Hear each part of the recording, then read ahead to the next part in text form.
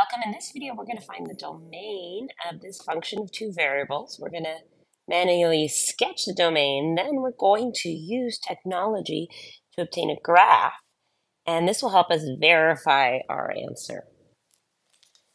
So recall, from pre-calculus, calculus, from whenever you learned it, recall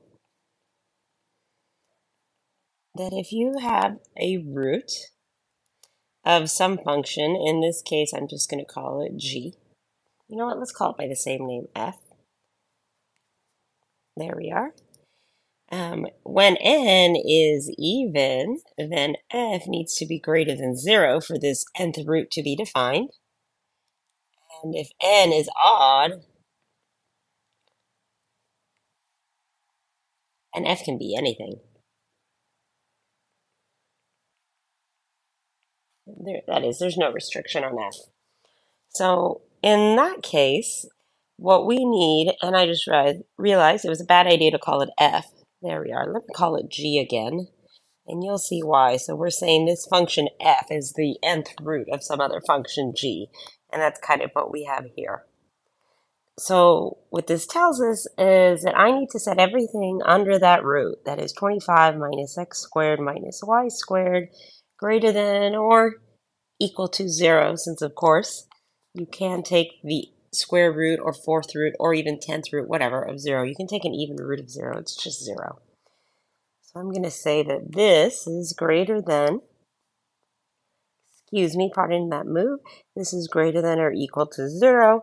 That tells me that 25 is greater than or equal to x squared plus y squared. You can also rewrite this as x squared plus y squared is less than or equal to 25. So this is a circle of radius 5 in the xy plane. Let's go ahead and sketch this. And let me go ahead and sketch this circle here. Okay, so here I have this circle. This is 5, 5, 5, 5. That solid line around tells me that we can include the boundary of this circle. And so the domain is everything here. This is the domain. Now let's go ahead and use technology to verify our graph, our answer.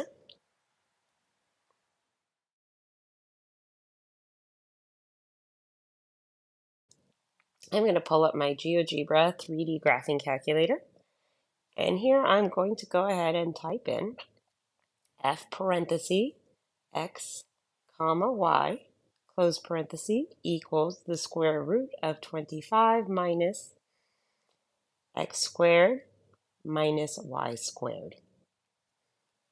And you might be looking at that hole up top and going, oh no, there's a hole. But if you zoom out a little bit, and let's rotate this so it's in the XY plane as we had it. There we are. We can see. I'm just trying to get it a little more centered. There we are. We can see that this is a circle of radius 5. And this is only all the inputs that are valid are inside of this circle or on the boundary of this circle.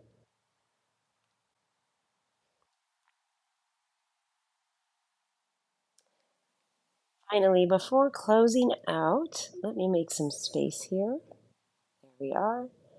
And I want to write out our solution. Our domain is the set of x and y in the real numbers such that x squared plus y squared is less than or equal to 25.